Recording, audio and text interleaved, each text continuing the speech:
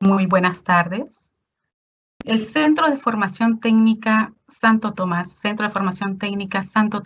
de la ciudad Puente Alto, da la más cordial bienvenida al webinar Nuevos Regímenes Tributarios, que será presentado por el señor Carlos Figueroa Yáñez. El señor Carlos Figueroa es socio auditor de la empresa Fitz Consulting Group, contador auditor de profesión, con un magíster en planificación y dirección tributaria.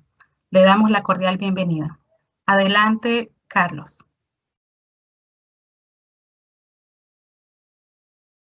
Muchas gracias, Francis. ¿Se escucha bien ahí?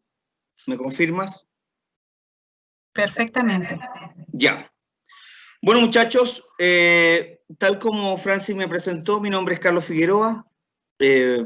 El día de hoy, el Centro de Formación Técnica Santo Tomás me invitó para hablar sobre estos nuevos regímenes tributarios que están vigentes en Chile a partir del año 2020, con la modificación a nuestra legislación tributaria dada por la modernización tributaria, la Ley 21.210. Esta modernización tributaria trajo cambios importantes a nuestra situación, al cómo operamos hoy en día nuestra formación tributaria. Nosotros traíamos una legislación antigua que venía de los años 84, después se modificó con el gobierno de Michelle Bachelet y llegamos a esta modernización tributaria, que esta modernización tributaria trae una particularidad. Esta particularidad es que finalmente aplica a partir del año 2020, siendo una reforma que fue publicada en el Diario Oficial en febrero del 2020 y empieza a aplicar a partir de enero del 2020. O sea, la verdad es que había tan poco tiempo como para poder estudiar, como para poder comprender lo que es esta modernización tributaria, que por lo mismo han existido dentro del mercado muchos cursos, muchos seminarios gratuitos, ha habido mucha información respecto a los nuevos regímenes tributarios. Y con la invitación que me realizó el Centro de Formación Técnica Santo Tomás, quisimos abordar estos nuevos regímenes tributarios, pero bajo una mirada distinta. No como como ha sido todos los que yo por lo menos he participado, he revisado explicaciones de la modernización tributaria. La idea es mostrar un poco cómo ha sido la historia de nuestro cambio tributario y llegar finalmente a, de una manera práctica, cómo operarían, en términos muy simples, el régimen 14A nuevo, que es un régimen semi-integrado, cómo funcionaría un régimen 14D3, pyme general, y un D8, que sería la transparencia tributaria. Pero para llegar a ello, vamos a pasar desde la historia para llegar ahí. Vamos a tratar de hacerlo lo más simple y dinámico posible para que usted, que está ahí atento, no se aburra, pueda comprender lo que yo les quiero contar y, como digo yo siempre, nos vamos para la casa con ganancia. Dicho eso, empecemos con la historia. La historia nace el 2 de enero de 1924, en donde nace la primera ley de impuesto a la renta y se crea con I latina y no con Y. Y esta ley es la 3.996 de 1924. Hoy en día nosotros conocemos que tenemos dos categorías, la primera y la segunda categoría, en donde en la primera categoría nosotros sabemos de que finalmente en esta primera categoría están aquellas rentas que las denominamos rentas del capital, pero lo que prevalece es su acto material o su acto de capital propiamente tal, y la segunda categoría es aquella renta del trabajo. En la época del 24 existían 6 categorías que, si ustedes las analizan y las miran, son muy parecidas a lo que es nuestro artículo 20 actual. Y en el año 1925 nace el impuesto global complementario. Francis, ¿podemos ir a la siguiente? Hasta antes del año 84 teníamos un sistema de tributación dual. ¿En qué consistía este sistema de tributación dual? Que teníamos por un lado la empresa, la cual la empresa tributaba a una base de vengada, determinaba una renta líquida imponible y pagaba el impuesto directo de primera categoría. Y por otro lado, estaban los dueños de estas empresas, que estos dueños de las empresas también tributaban a una base de vengada y pagaban impuestos finales sin crédito. O sea, antes de cambiarnos de lámina, si nosotros analizamos esto, que ocurrió hasta antes del año 84, existía una tributación dual. No era una tributación integrada, sino que una misma renta pagaba 2 veces impuestos. Eso pasaba hasta antes del año 84, que quizá a usted le puede gustar o puede no gustarle. Pero esa fue la realidad que existió hasta el año 84. Desde el año 84 hasta el 31 de diciembre del 2016, nace un sistema de tributación integrado. Nuestro legislador no fue muy creativo, sino que lo que hizo fue decir, mire, vamos a tener la empresa que va a tributar a una base de vengada, va a determinar una renta líquida imponible y va a pagar impuestos directos de primera categoría, igual que antes, y por parte de los dueños van a tributar a una base percibida. A diferencia del anterior que tributaba a una base de vengada, acá tributa a una base percibida, paga impuestos finales y todo el impuesto de primera categoría que pagó la empresa sirve como crédito en contra de los impuestos finales en un 100%. ¿Qué quiere decir esto? Quiere decir que todo el impuesto que pagó la empresa, si imagínate que tienen una utilidad de 1.000, tienes una utilidad de 1.000, ahí sí, Francis, gracias. Tienes una utilidad de 1.000, si tienes una utilidad de 1.000, esos 1.000 que están ahí, cuando paguen impuesto corporativo, paguen ese 24%, la última tasa de la época, paguen ese 24%, ese 24% que era el impuesto corporativo, al dueño, cuando el dueño se llevara esa luca para el bolsillo, y el dueño creó la empresa para ganar plata, entonces cuando el dueño tome esa luca y se la lleve al bolsillo, todo el impuesto corporativo que está ahí le va a servir como crédito en contra de los impuestos finales que el dueño paga. ¿Cuáles son esos impuestos finales? El impuesto global complementario o el impuesto adicional. Por lo tanto, en este sistema del año 84 al 2016 fue un sistema de tributación integrado. Fue un sistema de tributación integrado que duró 33 años. 33 años fue la duración de este sistema integrado. Francis, por favor.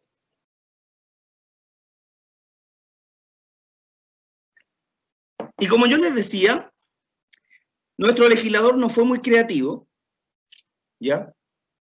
No fue muy creativo porque nuestro legislador parece que le gustaba ver mucho el Chavo del Ocho. Entonces, como le gustaba ver el Chavo del Ocho, el legislador dijo, a ver, ¿cómo hacemos esta tributación para que no sea dual como existía hasta antes del 84? ¿Y cómo hacemos para que este sistema tributario, que busquemos que tribute solamente una renta una vez con impuesto, o tributa a nivel de empresa, o tributa a nivel de dueño, pero la realidad era que tributaba a nivel de dueño, ¿cómo hacemos? ¿Cómo controlamos esto? Entonces el legislador dijo, miremos el Chavo del Ocho. Y cuando vio el Chavo del Ocho se acordó y dijo, hubo un capítulo en donde apareció el profesor Girafales, llamó a los alumnos y cada uno de ellos hizo una letra en la pizarra. Y después llegó el Chavo y generó una unión de todas esas letras. Y quedó algo así como lo que la Francis muestra ahora. Un chanchito. Ese chanchito que está ahí fue el corazón tributario desde el año 84 hasta el día de hoy. El corazón tributario desde el 84 al hoy. Y eso se llamó FUT. ¿Qué controlaba el FUT? Controlaba todas las utilidades que estaban pendientes de tributación. Por lo tanto, nosotros podríamos tener una empresa, que esta empresa tenía una utilidad de 10 millones, y esos 10 millones entraban a este chanchito. Quedaba esa plata en el chanchito, y luego que estaba la plata ahí en el chanchito, los dueños decidían, yo voy a sacar plata ahora. ¿Cuánto te vayas a llevar tú? Bueno, me voy a llevar los 10 millones. Perfecto. ¿Y por qué te vas a llevar tú, dueño de la empresa, los 10 millones? Porque yo creé la empresa finalmente para ganar plata. Ese fue el objetivo. Por eso creé la empresa. Entonces, toda la utilidad empresarial que entró al chanchito FUT, el dueño llegó y se la llevó. Hizo un retiro de utilidades. Y ese retiro de utilidades está afecta a impuesto global complementario. Y si usted analiza el artículo 52 de la LIR, dice que estarán afectos a impuesto global complementario toda aquella renta, ¿cierto?, que sea superior a 13.5 UTA. Superior a 13.5 UTA si yo hablo más o menos de que la UTM está a 50 lucas, voy a calcularlo, 50.000 por 12, ahí tengo una UTA, y eso lo multiplico por 13.5, estaríamos hablando que si el dueño retira 8.100.000, no tendría que pagar impuestos. Pero si el dueño retira más de 8.100.000, tendría que empezar a pagar un impuesto global complementario. ¿Y qué pasaba? Que como teníamos una utilidad de 10 millones, esa utilidad de 10 millones que tenía la empresa, que llegó al FUT, también traía un impuesto corporativo. Entonces, si el dueño retiraba los 10 millones, el dueño tenía que pagar global complementario, pero como acá estamos en un sistema integrado, todo el impuesto corporativo le servía como crédito al dueño. Y de esa manera pagaba solo el diferencial. No lo pagaba al 100%, sino que pagaba solo el diferencial. Entonces, en los años 90, ¿qué ocurrió? Que hubo muchas empresas en el año 90 que empezaron a armar mucha riqueza. Y toda esta riqueza que empezaron a formar se empezó a dar porque empezaron a trabajar este FUT de una forma lícita. No estoy diciendo nada que es ilícito. Estoy diciendo que lo trabajaron el FUT bajo los pros y contras que tenía el FUT. Entonces, ¿qué empezaron a hacer? Crearon holdings. Y cuando existieron todos estos holdings, hubo muchas empresas, y dentro de haber existido muchas empresas, cada uno de ellos empezó a retirar dinero.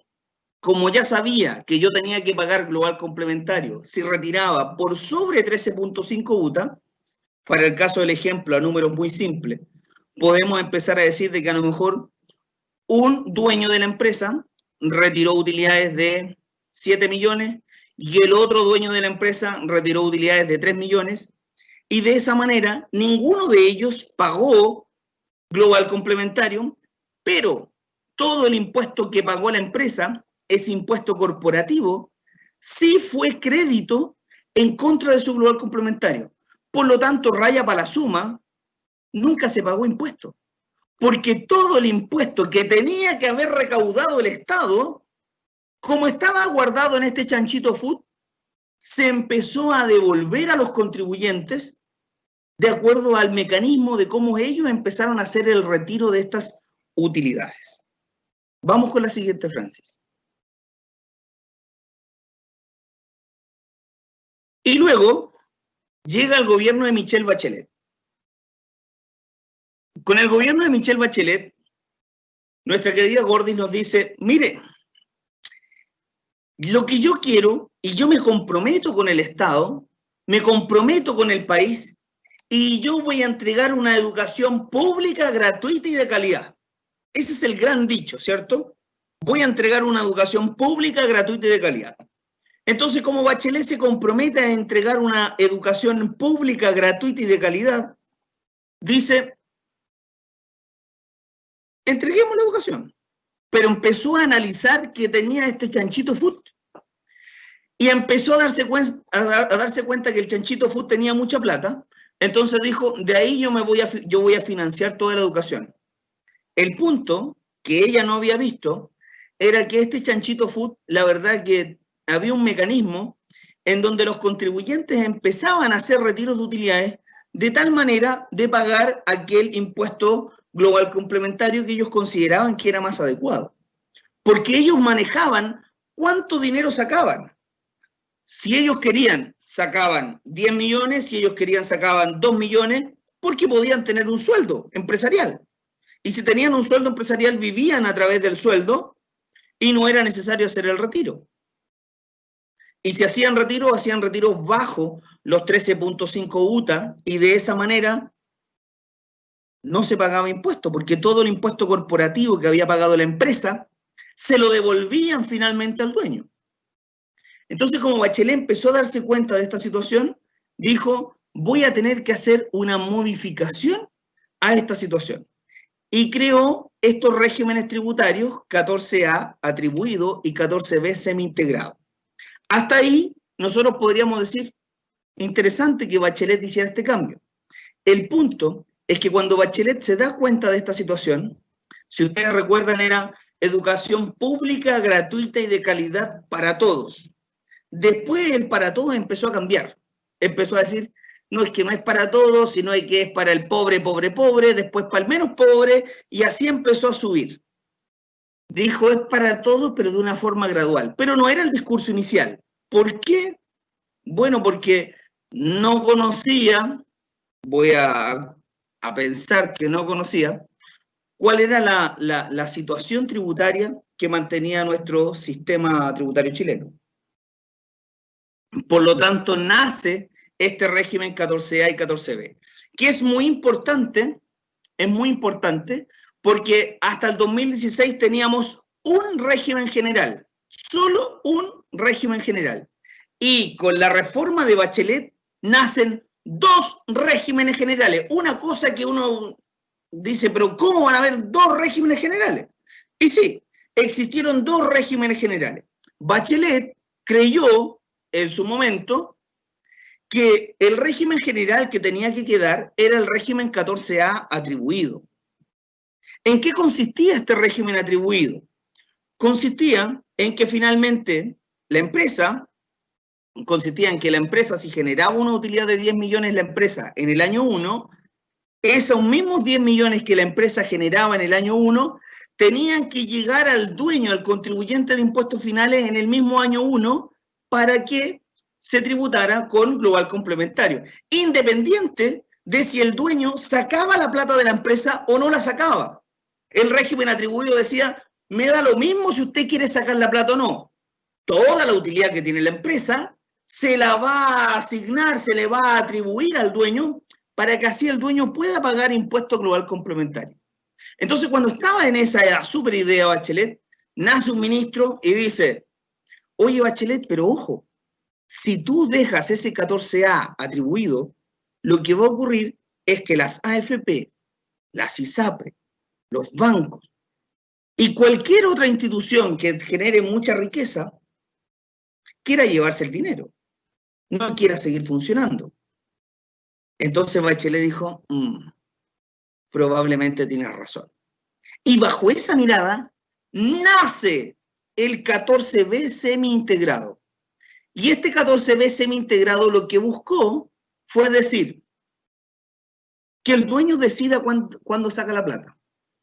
¿Ya? O sea, igual que el FUT. Sí, igual que el FUT. Que el dueño decida cuánta plata saca. Y que el dueño tribute en base a lo que efectivamente saca. Bachelet, y si el dueño saca menos de 13.5 UTA, bueno, va a tener global complementario cero.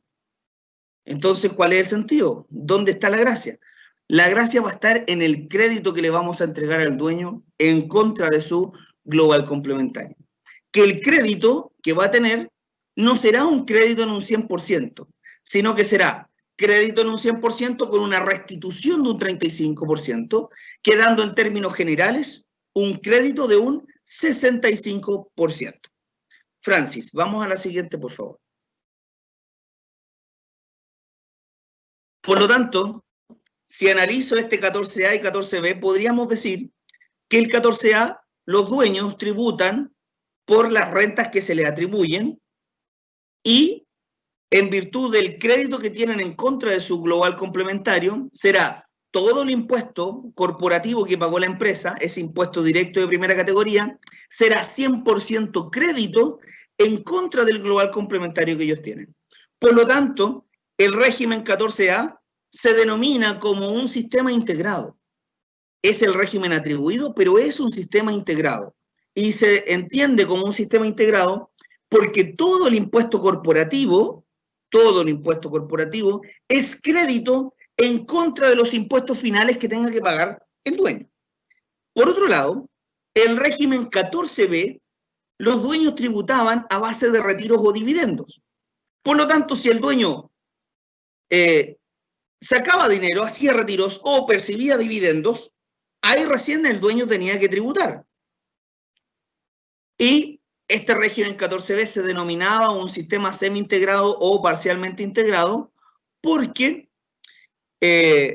no podía usar el 100% del crédito como les señalaba antes, sino que simplemente usaba el 65% en términos generales, en contra de su global complementario o impuesto adicional. Francis. ¿Cómo funcionó el régimen atribuido 14A entonces? Siguiente. Tengo una persona, que esta persona es un empresario individual bajo un régimen atribuido, el cual es dueño en un 100% de la SPA1 atribuida. Y esta SPA1 es dueña en un 100% de la SPA2, que también es un régimen atribuido. Todos ellos tienen renta líquida imponible. El empresario individual tiene una renta líquida imponible de 600, el SPA1 una renta líquida imponible de 800 y el SPA2 una RLI de 1000. Cuando hablo de RLI me refiero a el resultado tributario. La RLI de la SPA2, como todos son regímenes atribuidos, tiene que ir entregándosela al que está más arriba hasta que llegue a esa persona que está ahí, que es el contribuyente de impuestos finales. Por lo tanto, la SPA2 le va a atribuir los 1000 a la SPA1 y así la SPA1 le va a tener que atribuir al empresario individual los 1000 más sus propios 800 y el empresario individual le va a tener que atribuir al contribuyente de impuestos finales los 1000 más 800 más 600.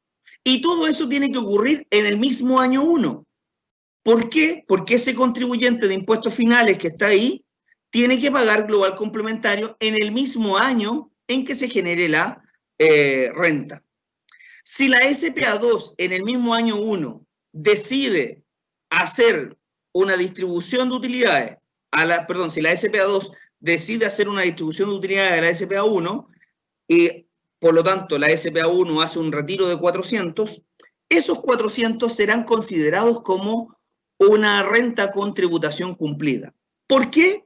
Porque producto de la atribución ya llegó a pagar impuestos finales, ya llegó a pagar global complementario. Por lo tanto, esos 400 que están ahí se entienden que están con una tributación cumplida.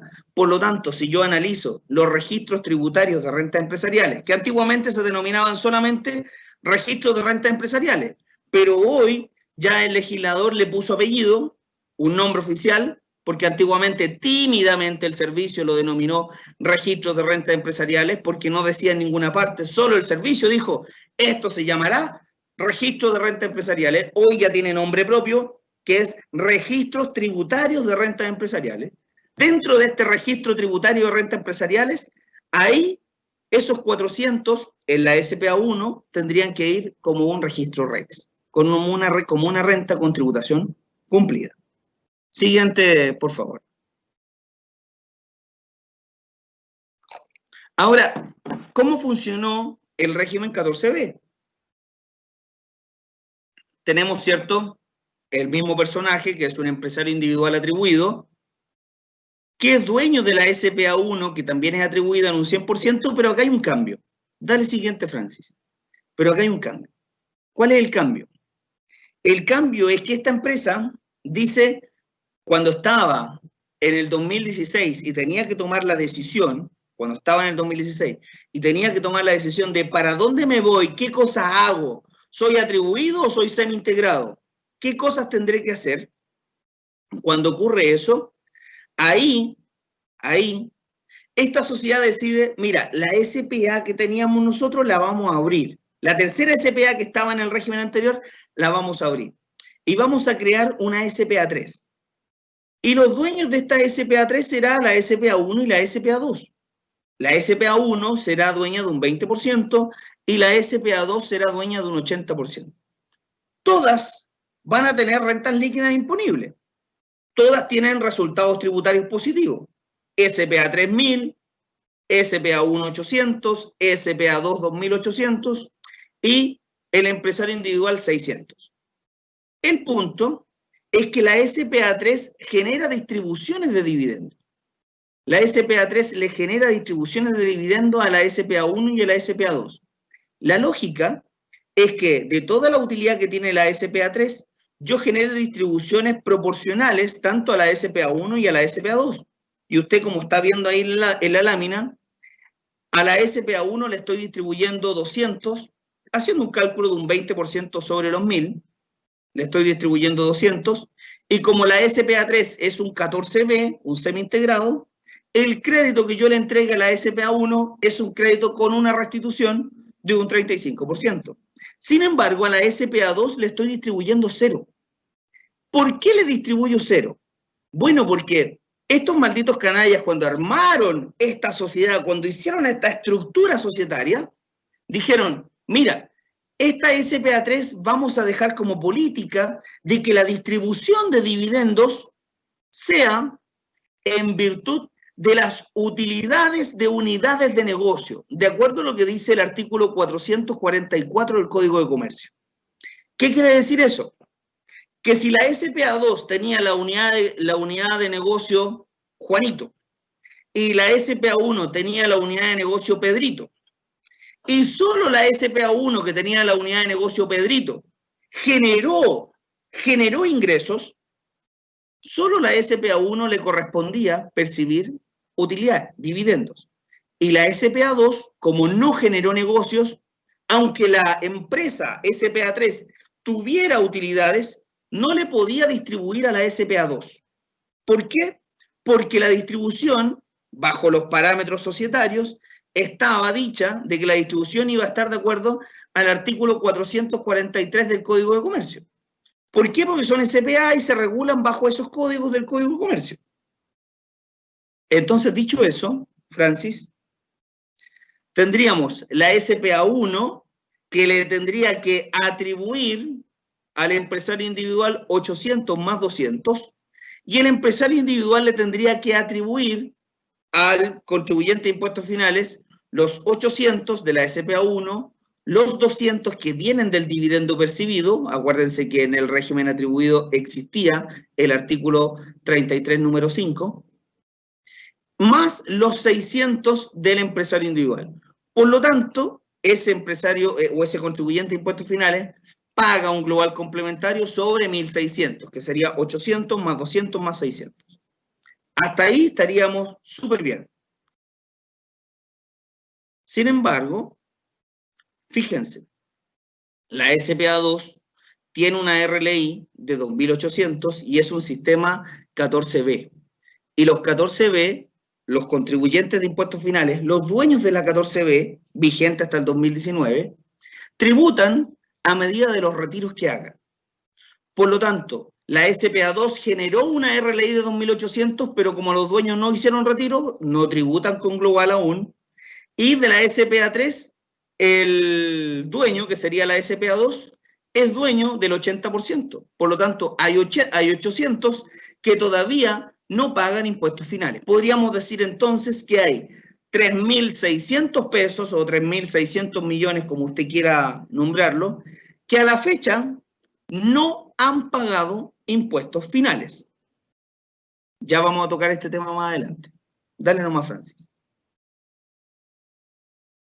Dicho eso, nuestro sistema tributario chileno diría que tengo una empresa, que esta empresa tiene una utilidad financiera según balance, la cual se le realizan algunos ajustes extracontables, y estos ajustes extracontables se realizan en la renta líquida imponible, que es a base percibido de vengada. Esta renta líquida imponible determina una base imponible, ¿cierto?, que esta base imponible llega directamente a nuestro chanchito food, que hoy, con los regímenes tributarios a la era Bachelet, se denominaron registros de rentas empresariales. La renta líquida paga una tasa de impuesto de un 25 o de un 27%, si era un régimen atribuido pagaba 25, y si era un régimen semi-integrado pagaba 27%. Y ese impuesto se denominó impuesto de primera categoría o el impuesto directo de primera categoría. Y ese impuesto de primera categoría es crédito en contra de los impuestos finales, en contra del impuesto global complementario en este caso. También en nuestro sistema tributario chileno hay una aplicación del artículo 21, que este artículo 21 es un artículo que busca cuidar ciertas operaciones que ocurren dentro de la empresa. Y este artículo 21 se divide en tres. Se divide en el artículo 21, inciso 1, inciso 2 e inciso 3. Dentro de este artículo 21 tengo algunos que son afectos al artículo 21 y otros que no son afectos al artículo 21. Los que no son afectos al artículo 21 son los que están en el 21, inciso 2, ¿ya? Esa multa pagada al fisco, ¿cierto? O, por ejemplo, que la Dirección del Trabajo me saque una multa. La Dirección del Trabajo, no estoy hablando de la multa por pagar tarde una cotización previsional. Estoy hablando de que la Dirección del Trabajo me cursó una multa. Como la Dirección del Trabajo también es creada por ley, entonces, o por el Estado, por eso que sería un 21, inciso 2, y calificaría como no afecto al artículo 21. Esos no afectos al artículo 21 te inciden directamente en el registro de rentas empresariales. Y ese artículo 21 afecto, los que están afectos al 21, tengo dos posibilidades, que sean un 21 inciso 1, en donde tendrán que pagar un impuesto único de un 40%, o si es un 21 inciso 3, van a tener que pagar, se van a tener que ir a incrementar la base de global complementario del socio, porque está asociado al dueño de la empresa, más un incremento del 10%. Ese es el sistema tributario chileno que está vigente hasta el 2019, y la estructura, lo que ustedes están viendo ahí, se mantiene básicamente al día de hoy. Pero todo esto está referenciado a cómo operó nuestro sistema hasta el 2019. Dale, Francis.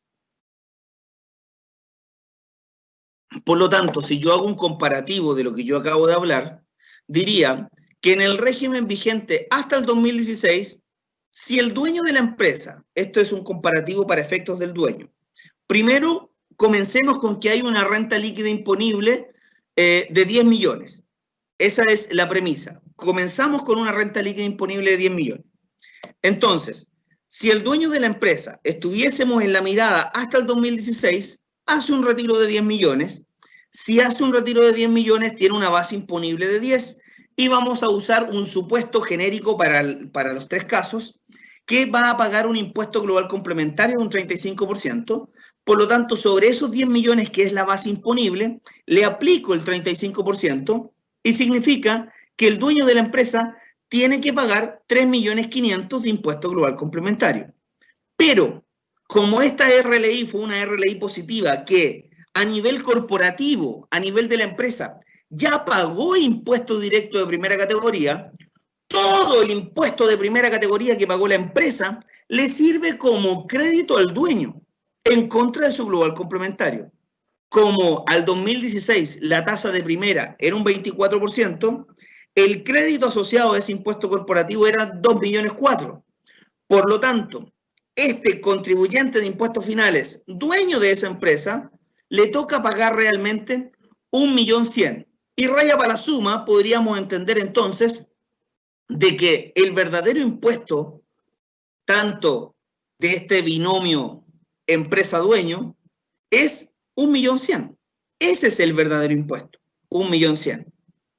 Bajo la mirada Bachelet, en un renta atribuida, ocurre exactamente lo mismo, con la diferencia de que acá en el renta atribuida el dueño no decide sobre qué va a tributar, sino que toda la utilidad que generó la empresa se le atribuye de manera directa al dueño. Entonces acá se le atribuyen 10 millones, paga un global complementario sobre esos 10, y en la época, al 2019, una 14A, tenía una tasa de impuesto corporativo de un 25%. Por lo tanto, como la RLI eran 10 millones, 25% de los 10 millones son 2,5 millones, y esos 2,5 es crédito en contra del global.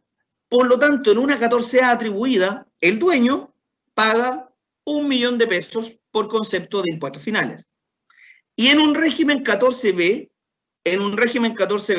la tasa de impuesto corporativo era 27%. Entonces, siguiendo el mismo esquema ya planteado, base imponible 10 millones, global 3.5 millones. Y el crédito, si ustedes miran el cuadrito negro que está abajo, dice, solo tiene derecho al crédito del 100% con restitución del 35%, quedando en términos generales un 65% de crédito. Por lo tanto, si la RLI eran 10 millones y le aplico un 27% a los 10 millones, el crédito son 2.700.000. Pero de esos 2.700.000, solo el 65% lo puede usar como crédito en contra de su global complementario. Es por eso que ahí en la línea de crédito utiliza 1.755.000 y por lo tanto el total a pagar es de 1.745.000. Si usted analiza estos tres regímenes, usted podría ver y decir, al 2016, el dueño decidía cuánta plata sacaba y por lo tanto podría haber un total a pagar donde dice 1.100.000 de cero. Si es que esos 10 millones yo los distribuyo en 2 o 3 personas. Si soy una 14A, podría pasar lo mismo. Con la diferencia es que no le voy a entregar la decisión a los dueños en que ellos digan cuánta plata sacan, sino que van a tener que tributar en el mismo año 1 por el 100% de las utilidades. ¿Se imaginan, por ejemplo, un banco que todas las utilidades del banco tributaran en el mismo año en que se generan esas utilidades? Tal vez el nivel de recaudación sería mucho más alto si fueran todas regímenes 14A atribuidos. Y el régimen 14B dijo, mire, acá sí le voy a dar la chance de que el dueño de la empresa decida cuánta plata saca, pero de igual manera me va a tener que aportar. Por lo tanto, con esta modificación de Bachelet, lo que buscó fue realmente recaudar. Recaudar para financiar la educación pública, gratuita y de calidad. Este régimen B que está ahí, vigente hasta el 2019, es nuestro actual 14A. Todo eso que está ahí en el 14B es nuestro actual 14A, con algunos matices, pero en general es lo mismo. El actual 14A. ¿Ya? Dale el siguiente, Francis, por favor.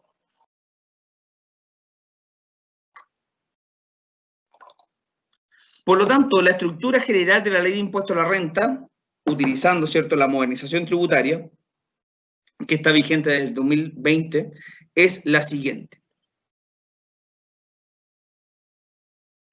Tengo una renta, que esta renta puede ser de primera o de segunda categoría. Dale siguiente, Francis. Puede ser de primera o segunda categoría. Dale siguiente, hermano. La de segunda puede ser una renta del trabajo, que está a base percibida, y eso está enfocado en las personas. Y la de primera categoría es como nosotros ya conversábamos, que era una renta del capital. Y esta renta del capital es a base percibido de vengada. Ese artículo 14 que nosotros hablamos antes, bajo la mirada de la primera categoría, se amplía este artículo 14 desde el 14 letra A hasta el 14 letra H, el cual vamos a conversar. Dale siguiente. Este 14A se denomina régimen general. ¿Y en qué consiste este régimen general? Como les decía antes, es el equivalente al 14B semi-integrado que estaba antes. Hoy es nuestro régimen general. El 14B es el régimen simplificado y presunto. Lo que antiguamente estaba en el 14 letra C, hoy está en nuestro 14 letra B. ¿Ya? Cuando usted podía pensar de este régimen presunto, siempre usted se recuerda, oye, pero eso está en el artículo 34 de la LIR. Sí, en el artículo 34 está el procedimiento, pero el hecho grabado, el hecho de decir hay que pagar el tributo, ese está antiguamente en el 14C y hoy en el 14B. En el 14C están las normas de armonización. ¿Qué quiere decir eso? Si yo soy un A y me quiero cambiar un B, si yo me quiero fusionar, dividir, transformar, aplicar un acto de transformismo, lo que usted quiera. Ahí usted aplica el 14C. Y el 14 letra D es lo que nosotros conocemos como un régimen pro-pyme. Este régimen pro-pyme que está en el 14D tiene el numeral 1 hasta el 8, pero hay dos regímenes tributarios dentro de este 14D. Uno que se denomina el PYME general, que es el 14D número 3, y otro que es la transparencia tributaria, el PYME transparente, lo que usted quiera, pero es transparente. Y ese sería un D8. ¿Es importante este 14D? Sí, es importante, porque para hacer un 14D, para entrar a entender si puedo ser un 14D o no, necesito cumplir con algunos requisitos. Y uno de los requisitos más importantes y preponderantes es que mis ingresos, en promedio, en los últimos 3 años de vida de mi empresa, no pueden superar las 75.000 UF. Ya más adelante vamos a conversar sobre este requisito que está dentro del artículo 14D número 1 y que el Servicio de Impuestos Internos dijo algo en lo cual yo no estoy de acuerdo y se los quiero comentar. El 14E habla del incentivo a la inversión, que es lo que antiguamente estaba en el 14 ter letra C. Ese incentivo al ahorro e inversión fue creado con la reforma Bachelet. Entonces, con esta reforma Bachelet que creó este incentivo al ahorro e la inversión, hoy, con la reforma de Piñera, está en el 14 letra E. En el 14F tenemos lo que antiguamente estaba en el 14 ter letra B, que era dejar exento de impuesto adicional a aquellas operaciones que uno hacía a nivel publicitario con empresas extranjeras. Por ejemplo, cuando usted en su celular colocaba www.xxxxx.com y aparecía inmediatamente dentro de Google en los primeros niveles, ¿cierto? Eso era porque se pagaba el Google AdWords. Ese Google AdWords significaba que había que pagar una tasa de impuesto adicional. Pero bajo las condiciones que estaban en este 14 ter letra B, se eximía de ese tributo. Hay que cumplir las condiciones, pero todo eso que estaba ahí se mantiene y hoy está en el 14 letra F. Algo nuevo es lo que está en el 14G y en el 14H, cosas que se sabían, pero que ahora ya están por ley, están dentro de nuestra legislación tributaria. 14G, fundaciones y corporaciones, las iglesias, por ejemplo, están dentro de un 14G, entendiéndolas como una corporación, las cuales finalmente no tributan, no pagan impuestos. Por lo tanto, los que no tributan están en el 14G. Esa es como la lógica. Y el 14H entrega la definición de lo que es distintos conceptos, pero hay una definición importante que define lo que son los impuestos finales. Porque nosotros podríamos pensar, hasta antes de esta modernización tributaria, que un impuesto final sería, por ejemplo, el impuesto único de segunda categoría. Pero hoy en el 14H definen cuáles son los impuestos finales. ¿Qué se entiende por impuestos finales? Y lo que se entiende por impuestos finales son el global complementario y el adicional, no el impuesto único de segunda categoría. Ojo con eso. No significa que tenga que tributar, si al final sabemos que de acuerdo a lo que dice el artículo 43 de la ley de la renta, tiene una tributación de carácter de único. No significa que tenga que tributar, pero sí el 14H hace la definición de cuáles son los impuestos finales y los deja expresamente que son el global y el adicional. Dale siguiente, Francis, por favor. Vamos a tener retiros o dividendos, producto de este régimen general, que este régimen general nos dice, mire, siguiente nomás, dice, mire, el 100% de crédito o el 100% de impuesto que pague la empresa será crédito para el dueño, pero con una restitución de un 35%. Y la tasa de primera categoría será de un 27% de impuesto. En un 14B, opera diciendo de que es 100% crédito, no hay restitución y se entiende que toda la utilidad está retirada. Y cuando entramos en un 14 de 3 y un de 8, nos dice, mire, acá se va a tributar en base a retiros efectivos. Cuando digo se va a tributar, es el dueño va a tributar en base a retiros efectivos. O sea, usted efectivamente saca plata, entonces ahí en ese momento tiene que tributar. ¿ya? Eso es lo que dice este 14D número 3. Y la empresa va a determinar una base imponible. La empresa va a determinar una base imponible. Y esta base imponible que va a determinar la empresa es a base de ingresos y egresos, percibidos y pagados. Ingresos percibidos y egresos pagados, con algunas excepciones en este ingreso. ¿Excepciones como cuál?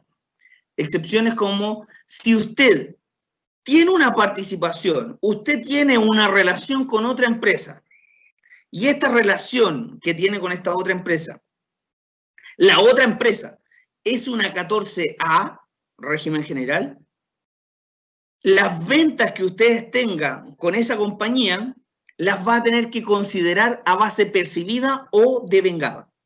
No solo percibido, sino que percibido o devengado con una relacionada 14A. Pero si usted tiene una relación con otra empresa, genera transacciones comerciales con esta otra empresa, pero esta otra empresa es un régimen ProPyme, ahí no, ahí es solo a base percibido. En cambio, con la 14A es a base percibido o devengado. Y cuando hablamos de un D8, los dueños van a tributar sobre la base imponible que determine la empresa. Mire la locura que estoy hablando. Los dueños de las empresas van a tributar sobre la base imponible que determine la empresa. ¿Ya? ¿Por qué? Porque la empresa va a pagar 0% de impuesto corporativo. La empresa que está en un D8 no va a pagar impuesto a renta, sino que va a determinar una base imponible y esta base imponible se la va a tener que asignar a su dueño. Y cuando se la asigna al dueño, ahí el dueño va a tener un chorizo así de grande de base imponible que va a tener que pagar global complementario.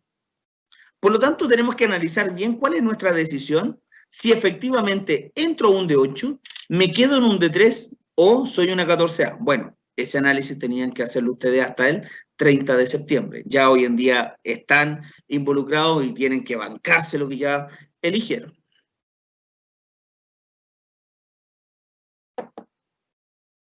Bien. Toda la utilidad que retiren los dueños obviamente pasa por este registro tributario de renta empresarial, este chanchito, y tiene que pagar un impuesto global complementario. Entender que este impuesto global complementario, muchachos, hasta el 2016 tenía una tasa máxima de 40% y la adicional era 35%. En la era Bachelet este global bajó a 35% y se generó una equidad en relación a lo que dice el adicional. Pero con la reforma Piñera se sube esta tasa de global a un 40%. Dale siguiente, Francis. Dentro de la... Una más. Dale. Dale. Ahí, ya. Dentro de la modernización tributaria, ocurre una locura interesante que dice, mire, si usted como empresa,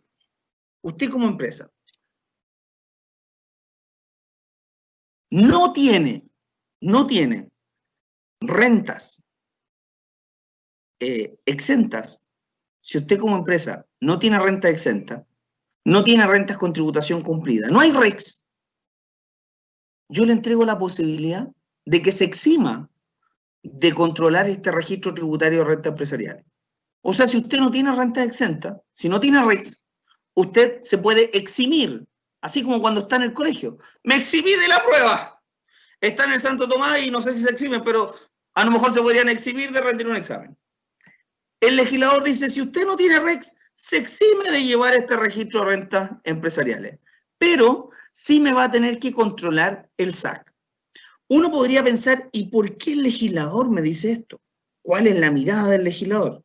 Bueno, la mirada es una muy simple, porque este chanchito que viene, recuerde, desde el Chavo del 8, o sea, viene del año 84, solamente que lo han enchulado le han puesto colores, un gorro, una boina, lo que sea, pero sigue siendo el chanchito histórico. Dice, ¿cuál era el objetivo? ¿Cuál era el objetivo de este chanchito? El objetivo era controlar aquellas utilidades que están pendientes de tributación con impuestos finales. Ese era el objetivo de este chanchito, controlar cuáles son las utilidades que están pendientes de tributación con impuestos finales. Entonces, si tengo una renta que es REX, ¿qué es lo que me está diciendo? Que todas las utilidades que están ahí tienen que tributar con impuestos finales, por lo tanto, me da lo mismo controlarlas. Me da lo mismo porque todas tienen que tributar con impuestos finales y todas están dentro del capital propio tributario, por llamarlo de alguna manera. Todas están ahí.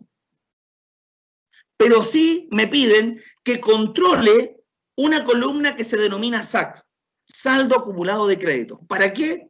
Para que el legislador le pueda entregar créditos a sus dueños, ¿cierto? Crédito en contra del global complementario, pero que estos créditos no sean excesivos, sino que sean créditos de acuerdo a lo que de verdad le corresponde entregar. Y es por eso que dentro de este chanchito grande que se denomina hoy registro tributario de rentas empresariales, si usted no tiene REX, de igual manera tiene que controlar la columna SAC. Mi recomendación es que no acepte lo que el servicio te dice, o perdón, lo que el legislador dice, sino que de igual manera controle este registro tributario de rentas empresariales. Porque si usted en el futuro hace retiros y esos retiros lo hace y lo imputa, se lleva todas sus utilidades tributarias y tiene que imputar retiros a capital, por lo tanto estamos frente a una devolución de capital, estamos frente a un artículo 17, número 7, y ahí voy a tener que rearmar mis registros tributarios de rentas empresariales. Por eso que mi mirada es, no es recomendable no controlarlo, sino que lo correcto sería controlarlo. Respecto al artículo 21 de gastos rechazados, nos dice que el artículo 21, inciso 1, que es un 40%, y el 21, inciso 3, es global más un incremento del 10%, se aplica este artículo 21 para el 14A y el D3. O sea, si usted es un régimen 14A o si usted es un régimen D3, usted tiene que aplicar este artículo 21 tal cual como está ahí, tal cual como probablemente usted ya lo hace. Pero si usted es un D8 y tiene situaciones que calificarían en un 21 inciso 1 o en un 21 inciso 3, solo tendrán que ser un agregado en la renta líquida disponible, un agregado en la base. ¿Ya? Nada más que eso. Dale siguiente, Francis. O sea, me están diciendo que no me van a aceptar el gasto, no me van a aceptar ese desembolso. Dale siguiente nomás, Francis. En este 14A, a nivel de los dueños, entonces tengo que los dueños pueden ser personas naturales o jurídicas, los dueños tributan a base de retiros, remesas o distribuciones, y el crédito se calcula tal cual como se calculaba el incremento en el artículo 33, número 5, vigente hasta el 2019 en una 14A, solamente que ahora se deja expresado en porcentaje. Del punto de vista empresarial, determinamos una renta líquida imponible, se calculan los registros de rentas empresariales con una modificación en la determinación del RAI. Ya el RAI no se determina como se determinaba antes, sino que ahora el RAI tiene una modificación en su determinación. ¿Ya? Eso es importante que lo puedan revisar porque ahí hay un cambio importante. Recuerden que antiguamente, cuando ustedes confeccionaban el registro tributario de rentas empresariales, lo que ustedes hacían era determinar el registro, hacer todo el registro, pero lo iban haciendo a medida que se iban realizando retiros. O sea, si yo hacía un retiro en junio, yo armaba un registro de rentas empresariales a junio y ahí hacía el retiro. Después hacía otro retiro en agosto, tenía que armar el registro agosto y hacía la imputación del retiro. Hoy lo que me dice es, determine el RAI de una manera distinta y todas las imputaciones usted las va a hacer al 31 de diciembre. Si el contribuyente no tiene REX, lo que yo les estaba contando antes, se exime de llevar el registro de rentas empresariales. Pero si hace retiro o distribuciones con cargo a capital aportado, tendrá que reconstruir el registro de rentas empresariales. Orden de imputación en el registro de renta empresarial, primero al RAI, luego al DEDAN, después al REX, luego utilidades financieras y por último las devoluciones de capital. El STUT no está ahí porque el STUT no aparece dentro de la ley, sino que el STUT está solo para controlar la columna SAC. Ese es el objetivo del STUT, por eso que no aparece ahí. Bien, y también acá este 14A entrega la posibilidad de aplicar un impuesto voluntario de primera categoría. O sea, si el dueño se lleva plata para el bolsillo, pero se la lleva sin crédito, la empresa puede pagar voluntariamente una primera categoría para entregarle crédito en contra de los retiros que está usando y la empresa, la base que determinó, la puede usar como un gasto aceptado en la compañía. También hay que informar cosas al Servicio de Impuestos Internos. Tenemos que mandar nuestras declaraciones juradas. Ya han salido nuevas declaraciones juradas. Pueden ir a mirar directamente las resoluciones que están en la página del Servicio de Impuestos Internos, en donde ya han salido nuevas declaraciones juradas asociadas a estos retiros o distribuciones de utilidades. El Servicio de Impuestos Internos podrá revisar distribución de utilidades desproporcionadas y el exceso pagar un impuesto al artículo 21, inciso 1. O sea, por el exceso, pagar un 40% de impuesto. Y también rentas y créditos improcedentes o en exceso, dicho exceso de crédito contra los impuestos finales se pagará un impuesto del artículo 21, inciso 2, sin necesidad de rectificar la declaración. Acá esto es importante, ¿ya? De hecho, cuando analizamos este artículo 21, inciso 1, cuando analizamos esta distribución de utilidades desproporcionadas, tienen que ser calificadas como desproporcionadas. O sea, si usted tiene una participación en las utilidades de 50 y 50 y retiró, por ejemplo, 80-20, inmediatamente te van a calificar como desproporcionado. Pero quien te califique tiene que decir por qué es desproporcionado. Porque finalmente usted tiene posibilidades para hacer esta distribución distinta. Y esta posibilidad es que usted creyó de que iba a cuidar el patrimonio societario. Yo ya estoy viejito, no sé, tengo 70 años, siento que ya cumplí mi meta y no quiero que mi hijo ande dando vueltas por ahí, por lo tanto necesito que mi hijo sea dueño de la sociedad. No le voy a dejar el porcentaje mayor a mi hijo porque tiene juventud, es loco, ¿cierto? Como todos nosotros somos jóvenes, bellos y hermosos. Entonces, como esas cosas pueden ocurrir, él necesita ver si es que efectivamente está funcionando. Pero no tiene mayor porcentaje sobre... Dame un segundito, Francis. No tiene mayor porcentaje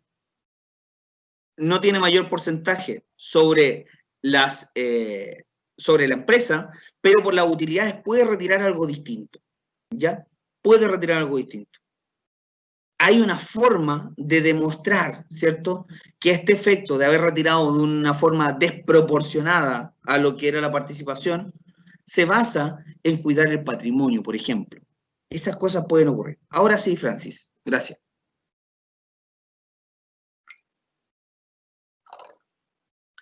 Dale siguiente, hermanos. Después tengo el D3, que es el PYME general, y que para el año comercial 2020, 2021 y 2022, tal como se decía, oye, en la era Bachelet existió la reforma, y después la reforma de la reforma, bueno, en la era Piñera también existió la reforma, que es la 21.210, y después existió la reforma a la 21.210, que si no me equivoco es la 21.256. Por lo tanto, también hay dos reformas en la era Piñera. Que ojo, el corazón de esta reforma, de esta modernización tributaria fue la equidad tributaria. Yo todavía no entiendo mucho esta equidad. ¿Por qué? Porque si la empresa paga impuestos sobre el margen, sobre la utilidad, ¿por qué nosotros los contribuyentes de impuestos finales tributamos sobre el 100% de nuestros ingresos? Yo, por ejemplo, tengo una hija, por lo tanto, podría tener todo el ingreso que percibo, descontar los pañales, descontar el dividendo, descontar varias cosas y tributar sobre mi margen. Todavía no veo la equidad tributaria entre este binomio empresa y dueño. Pero eso ya es harina de otro costal. Bien, en este D3, los dueños pueden ser personas naturales o jurídicas. El crédito se calcula igual de como estaba calculado en una 14A atribuida, ¿cierto? Pero expresado en porcentaje. Los dueños tributan a base de retiros, remesas o distribuciones. Hay una depreciación instantánea íntegra, que esto quiere decir que todo el activo lo voy a llevar como un egreso de manera directa. Se determina una base imponible de ingreso del giro percibido en el ejercicio y los egresos pagados. Si el contribuyente no tiene REC, se exime de llevar los registros de renta empresariales. Hay una regla especial para determinar el capital propio tributario y para los PPM. Y hay un tema súper importante, que se libera a las compañías de aplicar la corrección monetaria del artículo 41 de la LIR. O sea, si usted es un D3, no tiene que aplicar corrección monetaria. Cuando nosotros hablamos de esta corrección monetaria, lo que se busca es la reajustabilidad a nivel comparativo, ¿cierto?, de un desembolso de algo que ocurrió en el hoy, en el tiempo. Sin embargo, cuando usted analice la circular 62 del Servicio de Impuestos Internos, en esa circular 62 usted se podrá dar cuenta de que los PPM, por ejemplo, la reajustabilidad del PPM sí se considera como un ingreso. Y usted podría pensar, pero ojo, eso es corrección monetaria. ¿Por qué la considero como un ingreso? Porque no es una corrección monetaria, es una reajustabilidad. Y es distinto conceptualmente lo que es una reajustabilidad de lo que es una corrección monetaria. Y esta reajustabilidad lo que hace, cada vez que usted paga el PPM, por ejemplo, usted está haciendo un anticipo al impuesto que tiene que pagar a fin de año. El Estado de Chile tomó tu PPM, financió lo que a lo mejor a ustedes no le ha llegado a uno y a mí tampoco, pero financió algún bono, financió a alguien que necesitaba plata. Con tus impuestos, con tu PPM, que lo va a reajustar a abril, para cuando tú tengas que hacer tu declaración de impuestos, ¿cierto? Impuesto corporativo, tenga ese valor que tú entregaste, pero reajustado. Tenga un valor distinto, no un valor para niveles comparativos, sino un valor que la moneda tiene otro peso relativo. Por eso que esa reajustabilidad de la corrección monetaria se considera como un ingreso. De igual forma, la reajustabilidad del IVA crédito fiscal, del remanente, también se considera como un ingreso. Dale siguiente, Francis, por favor. El 14D, número 8, que es la transparencia tributaria, nos dice tasa de primera categoría 0. ¿Quiénes pueden ser dueños de este D8? Los contribuyentes de impuestos finales, o sea, pueden ser dueños, contribuyentes afectos a global o adicional.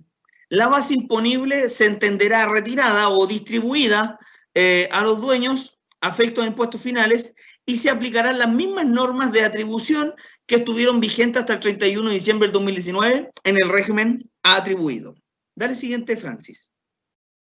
Están liberadas de aplicar la corrección monetaria del artículo 41, están liberadas de llevar contabilidad completa, inventarios, balance y liberado de una serie de cosas. Pero eso es para efectos tributarios, porque para efectos contables, recuerden que siempre va a existir ante cualquier divergencia, va a existir un medio de prueba, y ese medio de prueba es la contabilidad.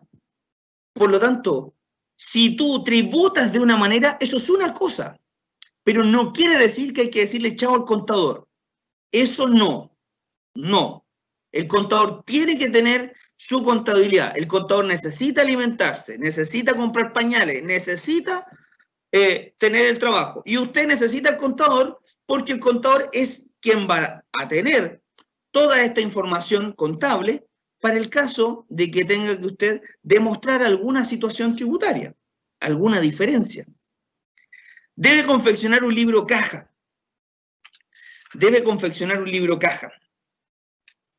No existen RECs, todo es ingreso, ¿ya? Por lo tanto, da lo mismo cuál es la fuente o cuál es el origen. Tanto en un D3 como en un D8, un D3 tiene inicialmente contabilidad completa, pero puede elegir ser una contabilidad simplificada, un D3. en cambio un D8 inicialmente es contabilidad simplificada, pero tiene la opción de elegir ser contabilidad completa. Dale, Francis. Los dividendos o retiros percibidos serán ingresos renta y se deberán incrementar. Y también hay reglas especiales para determinar el PPM y el capital propio tributario. Dale, Francis, por favor. Temas relevantes en la modernización tributaria es qué entiende el servicio de impuestos internos bajo este concepto de pyme. Porque usted podría decir, oye, yo vendo, no sé, 1 millón de pesos, viejo, en el año, o mensual. Soy pyme. Cumplo con ser pyme. Sí, puede ser. Pero ¿qué entiende el servicio? ¿Qué entiende el legislador hoy en día por ser pyme? Lo vamos a conversar. Vamos a conversar sobre la nueva regla general del gasto. Y también les voy a contar un poco sobre la eliminación gradual del PPUA, que está dentro del artículo 27 transitorio de la modernización tributaria. Dale, Francis, por favor. ¿Cuándo alguien es pyme? Primero hay un requisito de entrada, que el requisito de entrada es para las empresas que recién iniciaron su negocio, ¿cierto? En donde dice que el capital efectivo, o sea, tal cual como usted determina un capital propio tributario y llega a ese activo depurado o capital efectivo, no puede ser superior a 85.000 UF. Ese es el primer análisis. Segundo análisis que nos dice es el promedio anual de ingresos del giro, no ventas de activos fijos u otros, percibidos en los últimos 3 ejercicios anteriores al que se hagan ingresos al régimen, no pueden superar las 75.000 UFs y mantengan esta condición por el tiempo que permanezcan en el régimen. Una vez dentro del régimen ProPyme, para el cálculo del promedio, no se deben considerar los ingresos correspondientes a ejercicios en los cuales no estuvo acogido el régimen. O sea, lo que me está diciendo ahí es, este año 2020 yo analicé todo, comparé, el 2019, 18 y 17, me di cuenta que cumplía con las condiciones de la letra B, entonces entré para hacer pyme. Cuando yo estoy en el 2021 y tengo que analizar si soy pyme o no, solo miro el 2020. No tengo que mirar 2020, 2019 y 2018. No, miro el 2020. Porque me dice, una vez dentro del régimen ProPyme, para el cálculo del promedio no debe considerar los ingresos correspondientes a ejercicios en los cuales no estuvo acogido al régimen ProPyme. El límite de los ingresos promedios de 75.000 UF podrá exceder por una sola vez, con todo, los ingresos de un ejercicio no podrán exceder en ningún caso las 85.000 UF. O sea, ¿yo puedo exceder este promedio, pasar las 75.000? Sí, una sola vez, pero no puede ser mayor a 85.000 UF. El Servicio de Impuestos Internos va a proponer el cálculo promedio. Y dicho dato se va a obtener del registro electrónico de compra y venta que mantiene el Servicio de Impuestos Internos y la pondrá a disposición del contribuyente en su sitio personal y el contribuyente la podrá complementar o ajustar, porque debe considerar los ingresos de sus relacionadas de acuerdo al artículo 8, número 17 del Código Tributario. ¿Es importante esa norma de relación? Sí, es muy importante. Nosotros en nuestra empresa vamos a dictar una charla abierta sobre ese tema para que estén atentos a eso. Letra C. Los ingresos provenientes de la tenencia de acciones o derechos sociales o cuentas de fondos de inversiones, aquellos vinculados con contratos en asociación o cuentas en participación y los provenientes de rentas de los números 1 y 2 del artículo 20 de la LIR, excepto de bienes raíces agrícolas, no deben superar el 35% de los ingresos brutos del giro, antes de rebajar costos y gastos del contribuyente. ¿Qué quiere decir este punto? La letra A y la letra B son más o menos masticables. La letra C también es masticable, porque si yo entiendo qué es el 21 y qué es el 22, no tendría problema. 21 se asocia a los bienes raíces, ¿cierto? Al arrendamiento de un bien raíz, agrícola o no agrícola, pero hay una excepción dentro de la excepción, que sería, acá considere solo aquellos que están en la actividad no agrícola. Los agrícolas no los consideren en este análisis. Y el 22 nos habla del verdadero incremento que usted tiene producto de un depósito a plazo, un fondo mutuo, ¿ya? De esas cosas. Entonces, si del 100% de ingresos, nosotros podríamos interpretarlo de esta forma, si del 100% de ingresos que usted tiene, yo comparo cuántos son los ingresos que tienen correlación con una actividad del 21 o del 22 y los comparo en relación al 100% del ingreso, yo podría decir que si esa comparación me da superior a 35%, no puedo ser pyme y por lo tanto tendría que irme al régimen 14A. Sin embargo, si esa proporción es menor a un 35%, yo sí podría estar en un régimen pyme. Y acá en este punto, en la letra C, tengo una discrepancia con lo que señala la circular 62 del 2020. A mi juicio, la ley dice una cosa y el Servicio de Impuestos Internos interpreta otra respecto a la letra C. Yo hice acá un garabato dentro de mi apunte, garabatos, y dije, si tengo una empresa que tiene 4 giros, un giro arriendo de inmueble, sería un 20 número 1. Otro giro de servicio de alojamiento turístico, sería un 20 número 3. Otro giro compra y venta de inmuebles, un 20 número 3 o número 5. Y compra y venta de bitcoins o activos digitales, que sería un 20 número 5. Si yo analizo eso, esta charla está grabada, por lo tanto la van a poder revivir después para que vean y comparen lo que yo estoy hablando, porque no está en la presentación esto que yo les estoy contando ahora. Pero si usted analiza y dice, créame en los cálculos, sí. Si usted dice, los ingresos de inmuebles son 500 pesos, los servicios de alojamiento turístico son 300, la compra y venta de inmuebles son 600 y el Bitcoin son 400. Dentro de este análisis, el único que califica en la letra C, es el arriendo de inmuebles, que son 500 pesos. Por lo tanto, la mirada del servicio es, tome los 500 pesos, el total de estos 3 giros, de ingresos de estos 3 giros, son 1.800. El total son 1.800. Pero los que están dentro del 21 son solo 500. Entonces la mirada del fisco es, tome los 500 y divídalo en 1.300. O sea, a los 1.800 réstele los 500 para que quede a los 1.300 y después que hace eso, dice 500 dividido 1.300 y te va a dar un 38,46%. Por lo tanto, solo por ese análisis no vas a poder ser un régimen pyme y te vas a tener que ir directamente a una 14A. Bajo mi interpretación de lo que dice la ley, yo diría que son 500 dividido 1.800. Y si fuese así, tendríamos un 27,78%. Por lo tanto, bajo esa mirada, sí podría ser pyme. Yo interpreto algo distinto a lo que interpreta el Servicio de Impuestos Internos. Y usted recuerde que el servicio, al igual que usted, es un asesor, pero un asesor del fisco y usted es un asesor de un privado.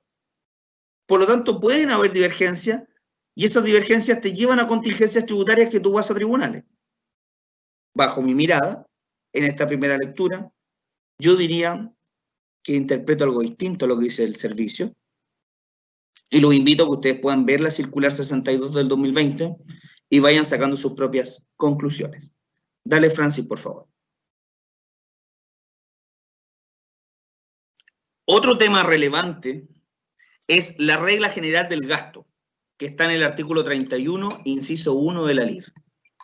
Teníamos una mirada hasta el 2019 en donde nos decía que el concepto de gasto, los requisitos para que un gasto sea aceptado, era que no se encuentren rebajados como costo, porque estaban en el artículo 30, que sean necesarios para generar la renta, y la mirada del servicio era, el concepto de necesario para generar la renta, era que fuera inevitable y obligatorio, que esté pagado o adeudado, acreditado o justificado fehacientemente y que sean del ejercicio. Sin embargo, la mirada del servicio, perdón, la mirada de la ley a partir del 2020 hace un matiz muy importante. Y este matiz importante es miembro del corazón de esta reforma. Porque dice que se mantengan rebajados como costo igual que antes, sí, ¿Necesarios para generar la renta igual que antes? Sí, con la diferencia que ahora la misma ley interpreta qué es necesario para generar la renta. Y la ley dice, entendiéndose por necesario los que tienen aptitud de generar renta en el mismo o futuros ejercicios y se encuentren asociados al interés, desarrollo o mantención del giro del negocio. Nosotros en nuestra empresa tenemos un canal YouTube con el mismo nombre de la empresa en donde tenemos un video explicativo de este artículo 31, inciso 1, que lo pueden ver. También nos dice que estén pagados o adeudados, que estén acreditados o justificados fehacientemente y que sean del ejercicio.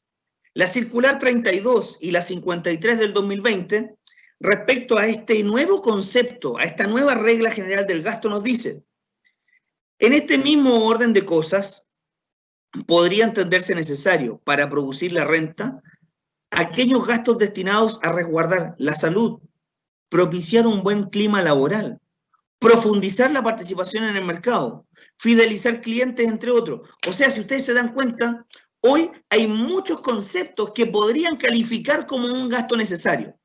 Y más aún, analicen ustedes que hasta el 2019 existía la correlación entre el ingreso y gasto.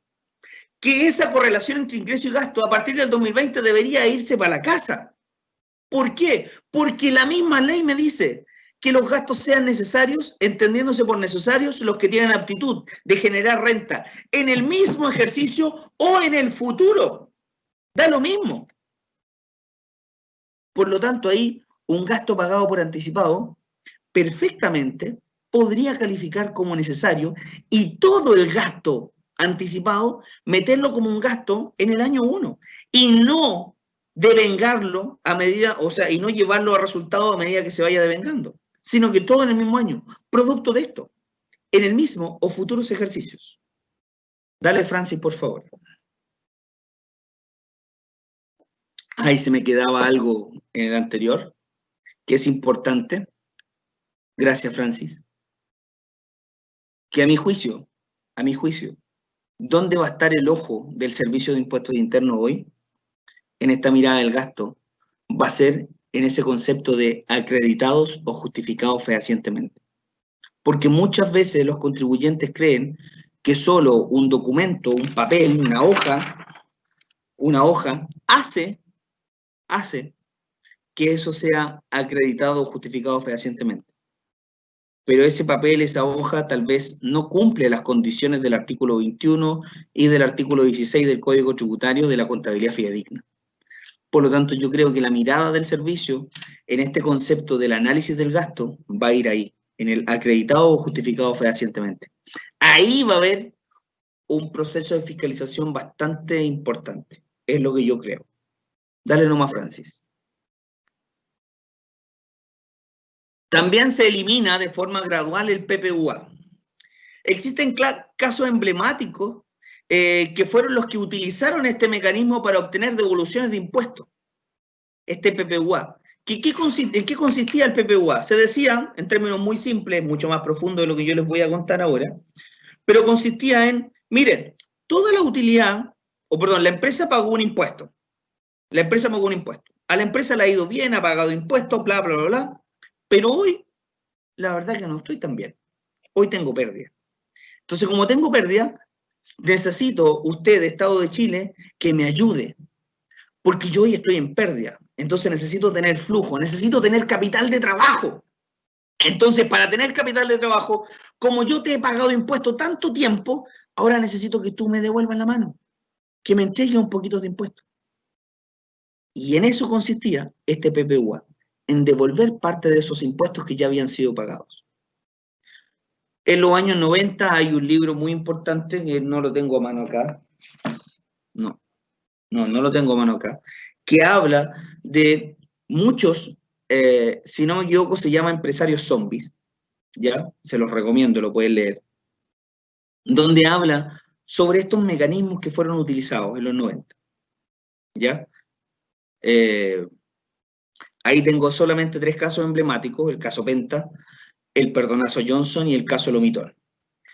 Este PPUA se empieza a eliminar de forma gradual, de acuerdo al artículo 27 transitorio, en donde nos dicen que para el año comercial 2020 solo puedo usar el 90%, el 21 el 80%, el 22 el 70%, el 23 un 50% y el 24 ya no puedes usar un PPUA. Un dato importante a todo esto, siempre en una ley, cuando ustedes tengan los artículos transitorios, prevalecen, o sea, están por sobre la norma permanente. O sea, si el artículo transitorio dice A y la norma permanente dice Z, usted primero aplica el A. Y después que pase el plazo de lo que dice el transitorio A, ahí recién usted se va al permanente. ¿Ya? Eso es como un dato importante. Dale siguiente, Francis, por favor. Conclusiones finales. Dale nomás.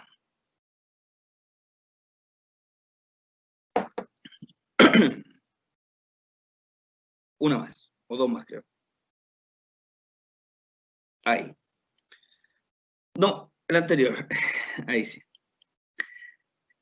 Empresa formada exclusivamente por contribuyentes de impuestos finales, con opción de ser una 14A, un D3 o un D8. Y empresas formadas por contribuyentes jurídicos, con opción de ser un D3 o una 14A. Los ingresos no pueden ser superior a 75.000 UF para poder entrar en un D3 o en un D8 respectivamente, más las condiciones que ya les planteé en el 14D número 1. Ahora sí, Francis. ¿Me recuerdan? Ahora quiero ser pyme.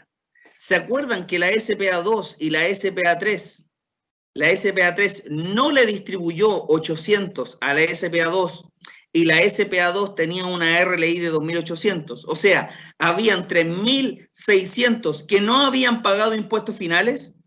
Bueno, ahora esas empresas que tomaron esa estrategia tributaria pensando que cuando llegara un nuevo gobierno iba a haber un cambio, bueno, el cambio existió y nació el 14D número 3.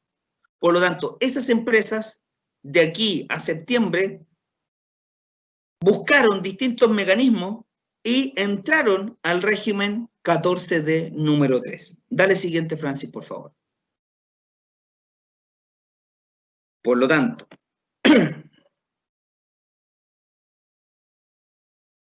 dale. PYME 14D3.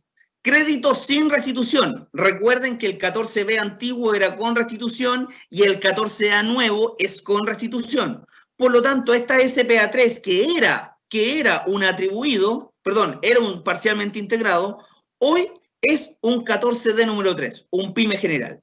Por lo tanto, como la SPA2 es dueña, recibe un 80% de margen. Dale siguiente nomás, Francis, la RLI. Le entrega, le hace una distribución de los 800 porque ahora sí efectivamente la SPA2 generó producción, por lo tanto las utilidades por unidades de negocio fueron las correctas, por eso que le entregó los 800 y bajo esa mirada, sigue Francis por favor, esos 3.600 que no habían pagado impuestos finales, el dueño dice, ahora sí quiero pagar impuestos finales, ahora sí esos 3.600 me los voy a llevar al bolsillo, porque me los voy a llevar con crédito y sin restitución. Dale siguiente nomás. Por lo tanto, paga sobre 3.600 un global complementario con crédito y sin restitución del 35%. Ahí tenemos algo que opera. Dale siguiente.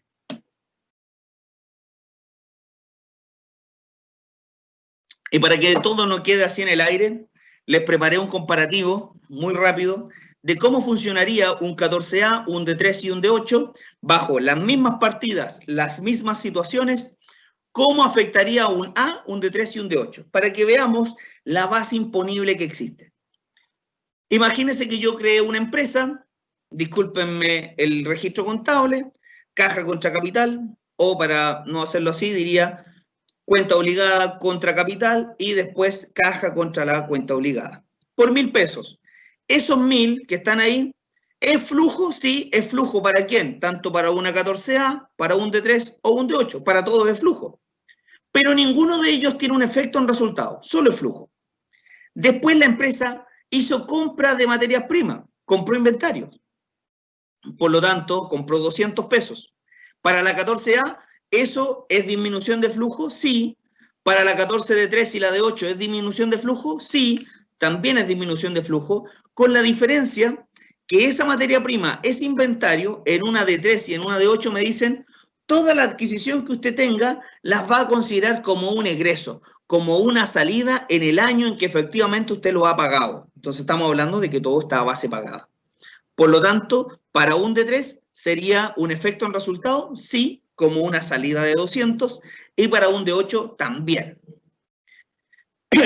La adquisición de activos fijos también serían, para una D3 y una D8, un efecto en resultado del punto de vista negativo, ¿cierto? Es una salida, es un egreso, pero para una 14A, la adquisición del edificio y de la maquinaria va a llegar a resultado producto de la depreciación, ¿cierto? Producto de la depreciación. Entiéndase que esa propiedad, planta y equipo, ese activo fijo que llega como un egreso, como una salida en una de 3 y en una de 8, estamos hablando de los activos que son depreciables. Un terreno, por ejemplo, no aplica, porque tienen que ser activos fijos depreciables. El intangible también ocurre exactamente lo mismo. En la 14A me afecta el flujo y en una de 3 y en una de 8 iría resultado de forma negativa. En todas me afecta el flujo, por supuesto. Respecto a los ingresos ordinarios percibidos del giro, son 1.800, el cual es una entrada de flujo y, por supuesto, también es un movimiento positivo en resultado, tanto en una 14A, en un D3 y en un D8. Otros ingresos devengados con una relacionada 14A, entiéndase. Otros ingresos devengados con relacionados 14A. Para una 14A, ese ingreso sí, está devengado, correcto, está devengado, pero es un ingreso porque recuerde que la 14A tributa a base percibido o devengado. En cambio, las de 3 y las de 8 es a base flujo. Y como es relacionado con una 14A, también se considera como un ingreso en una de 3 y en una de 8. Si fuera con un relacionado 14 de 3, no sería ingreso para la de 3 y no sería, bueno, y sí sería ingreso para la de 8. ¿Ya? Otros ingresos devengados con no relacionados, o sea, le vendía a un tercero, cualquiera, alguien andaba por la calle y le vendía algo, para una 14A será ingreso, está devengado, pero para el de 3 y el de 8 será ingreso cuando efectivamente eso se lo pague. Otros ingresos asociados a los dividendos percibidos. Los dividendos percibidos no son ingresos en una 14A, sí es flujo, pero no es un ingreso en resultado, el dividendo percibido en una 14A. Para un D3 tampoco, pero para un D8 ese dividendo percibido sí es ingreso. ¿Por qué? Porque recuerde que el D8 todo es renta. El D8 todo es renta. Materias primas y consumibles utilizados, o sea, la parte del costo, como la 14A, la materia prima no la llevó a resultado en un 100%, como lo hizo un D3 y un D8, en la 14A solo llegó a resultado la parte del costo de venta de esa materia prima que fue adquirida en la línea 2 de este ejercicio. Otros gastos por naturaleza que están pagados en todos los regímenes serán un egreso y otros gastos por naturaleza adeudados solo en la 14A serán considerados como un egreso. Pero en el D3 y en el D8 no, porque son en el D3 y el D8 a una base pagada. Si yo analizo eso, estaría diciendo que el total de flujo de una 14A son 2.110 para todo, ¿cierto? A, D3 y D8. El efecto en resultado, o sea, la base imponible de una 14A serían 2.260, para un D3 serían 1.590 y para un D8 serían 1.610. Los retiros, vamos a asumir de que hay retiros en todos los regímenes, 300 pesos, y el impuesto de primera categoría para una 14A, 27%, digo 2.260, por un 27 me da 610, en un D3 estoy asumiendo una tasa de 25 y recuerden que para el año 2020, 2021 y 2022 la tasa es un 10%, pero estoy asumiendo acá que es 25 y son 3,98 y para un D8 no paga primera categoría. Si analizo finalmente cómo queda el capital propio tributario final, entiéndase que el capital propio tributario no es nada más ni nada menos que la ecuación del inventario. La ecuación del inventario que usted estudió en contabilidad, ese es el capital propio tributario, solo que está a valores tributarios. Entonces, la empresa se creó con 1.000 pesos, sí, de flujo, ahí están los 1.000 de flujo, más la RLI que determinó que son 2.600, ¿y qué sería esa RLI? Si me voy al mundo financiero, es mi utilidad de la empresa, y esa utilidad de la empresa entraba en el cuadro del patrimonio financiero, sí. Entonces, del punto de vista tributario, esa RLI también sería parte de mi capital propio tributario. Menos 300, que es salida de recurso, entiéndase por activo, recurso controlado, resultado de un hecho pasado, con la cual la empresa espera obtener beneficio económico futuro. Por lo tanto, tengo 300 de salida de recurso. Por lo tanto, raya para la suma, me queda en el capital propio tributario 2.960. Si hace el mismo análisis para un D3 y un D8, determinaría usted ahí el capital propio tributario. Dale siguiente, Francis. Bueno, finalmente les cuento que mi nombre es Carlos Figueroa, como lo había dicho Francis. Ahí están nuestras redes en YouTube, en LinkedIn y en Instagram. Esta presentación va a estar disponible entre mañana o pasado en nuestras redes. Nos pueden seguir y solicitarla. Y también en nuestra página web también va a estar disponible para que usted la pueda buscar. También en Facebook nos busca con el mismo nombre. Espero que haya sido de su agrado y Francis, acá termino, te dejo a ti, no sé cuál es el protocolo que continúa. Muchas gracias, Carlos. Tenía 3 preguntas en el chat que creo que ya fueron respondidas dentro de la presentación que has dado, así que creo que no la voy a tomar, ¿ok? Bueno, nuevamente muchísimas gracias. Con esto damos por terminado nuestro webinar. Muchísimas gracias a las personas que participaron. Y bueno, esperamos vernos en otro webinar que se les invitará con anticipación. Gracias a todos. Buenas noches.